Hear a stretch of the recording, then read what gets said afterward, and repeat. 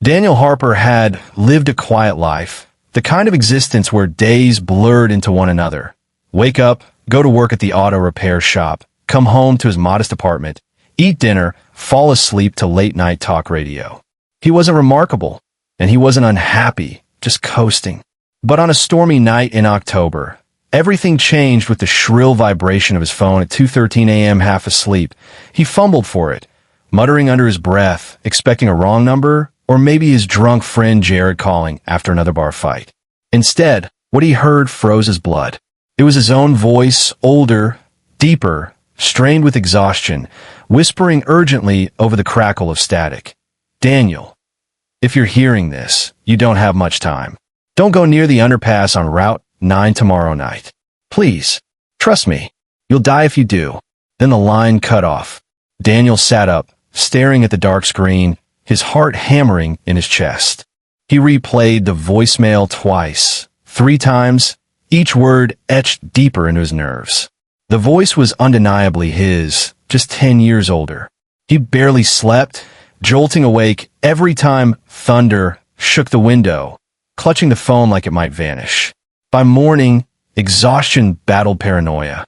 He told himself it had to be some elaborate prank, maybe Jared messing with voice filters, but the raw desperation in that recording wasn't something you could fake. Still, he tried to push out of his mind, went to work, got grease on his hands, exchanged jokes with coworkers. Normal.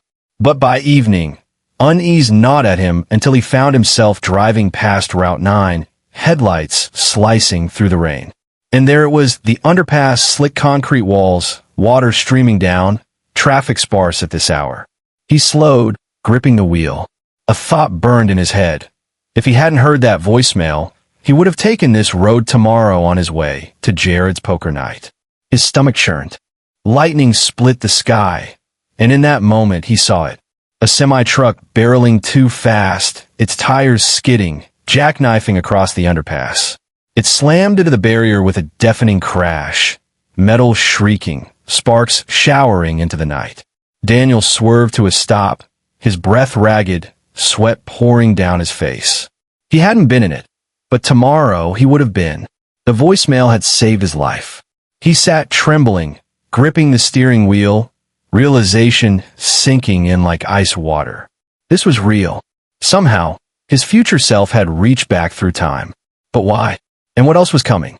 The night of the crash haunted Daniel for days. Not just the violent image of the truck twisting like a broken toy, but the realization that without that call he would have been beneath it. He checked his phone obsessively, half hoping, half dreading that another voicemail would appear. And it did. 3 nights later at exactly 2:13 a.m. He was awake this time, staring at the ceiling when the phone buzzed, his chest tightening. The same static crackle preceded the voice, but it sounded weaker, raspier. Daniel, listen to me. The accident was only the beginning. You need to avoid the diner next Friday. Do not meet Jared. Don't trust anyone who says they can help you. I've made mistakes. Don't repeat them. Please don't let her die. The message ended abruptly, leaving Daniel gripping the phone so tightly his knuckles turned white. Her. Who was her? He replayed it again and again, straining for context, for clues in the labored breathing, the desperation. The next morning, Daniel avoided Jared's texts about poker night, claiming he wasn't feeling well. But avoiding people was easier said than done. The diner warning gnawed at him, especially because it wasn't just a place he sometimes went, it was where he and Jared always met on Fridays.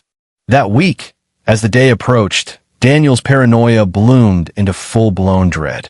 He avoided driving past the diner, avoided thinking about who her might be. Then came the night. Instead of going out, he stayed home, curtains drawn, pacing with nervous energy. Midnight passed without incident. He almost laughed at himself for being so wound up until the morning news hit. A gas leak explosion had ripped through the diner at 12:47 a.m., leveling the building, killing 6 people inside. Jared's name was among them. Daniel sat staring at the TV, his breakfast plate untouched, bile rising in his throat. His future self had known. He had tried to stop him from dying, but Jared, his best friend, hadn't been warned. From that day forward, Daniel's life twisted into a labyrinth of dread. Each voicemail arrived like clockwork every few nights, always at 2:13 a.m., always with another warning, another puzzle piece. Some saved him from danger, like the time he avoided a convenience store robbery because of a whisper, "Don't go inside." Other messages made less sense. Cryptic phrases like, "Don't let the key fall into their hands," or "Don't believe the man in uniform." The warnings felt bigger than his small life, like he was caught in some massive storm he couldn't see but was somehow central to. And with each message, the voice of his older self grew shakier, more desperate, as though time itself was running out. One night, he finally broke. The voicemail had said, "Don't trust anyone who comes asking about me." Hours later, there was a knock on his apartment door. A woman stood there, tall, sharp-eyed, with a badge clipped to her belt, Detective Laura Vega. She said she was investigating anomalous calls linked to a string of unsolved deaths, and his number had come up. Daniel's blood ran cold. Every instinct told him to slam the door, but something about her weary eyes stopped him. She seemed human, tired, maybe even scared. Against his better judgment, he let her in. Over cups of lukewarm coffee, she explained that his number wasn't the only one. Across the state, a handful of people had reported receiving strange late-night messages, some warning them of accidents that later happened exactly as described. The recipients, however, always vanished within weeks. Daniel stared at her, feeling the room tilt. Vanished. That was the word she used, like they'd been erased. Laura leaned forward, lowering her voice. "You're not crazy, Daniel. Something is reaching across time. I don't know if it's government experiments, something extraterrestrial, or God himself. But whatever it isn't random. It chose you." That night, Daniel didn't sleep. He sat with his phone on the table, watching it like it was a loaded gun. When 2:13 a.m. rolled around, the voicemail didn't come. Panic clawed at him. He paced, checked his reception, restarted the phone, but nothing. For the first time since it began, silence filled the space where his future voice should have been. Hours dragged by like a lead. Then, just as dawn broke, the phone lit up. Not with voicemail, but a live call. The screen displayed his own number. His stomach lurched as he answered. Static roared in his ear. Then the ragged voice broke through, urgent and strained. "They know, Daniel. She's not who she says she is." "Don't." The call cut off, leaving Daniel shaking so violently he nearly dropped the phone. "She's not who she says she is." Was that about Detective Vega? She had seemed so genuine, but now doubt poisoned his thoughts. Days blurred into nights.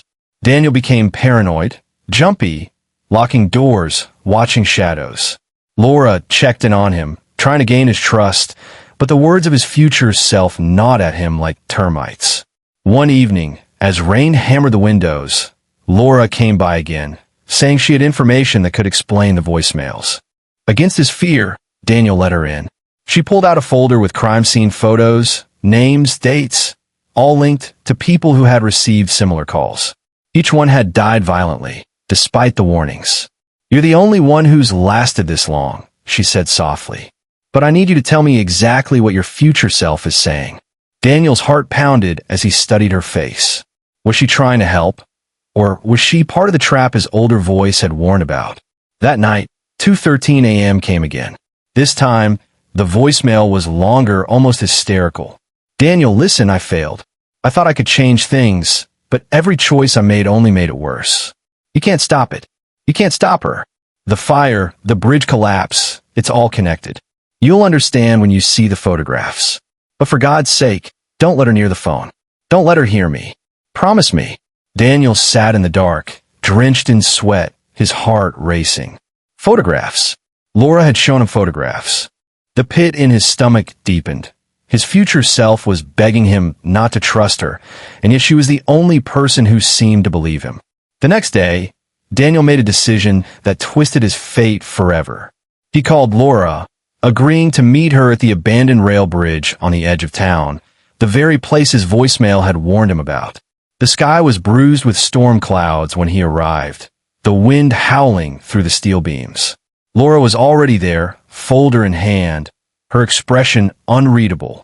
"You don't trust me," she said softly. Daniel swallowed, his throat dry. I don't know what to believe anymore. She stepped closer, her voice calm, soothing. Daniel, you're caught in something bigger than us both. These calls, they're not just warnings. They're instructions. Someone, maybe even you, is trying to shape the timeline. But every change ripples outward. Every life you save costs another. He shook his head, tears stinging his eyes. So what do I do? She looked at him with something like pity. You stop listening. Just then his phone buzzed in his pocket. 2:13 a.m. on the dot. He froze, pulling it out with trembling hands.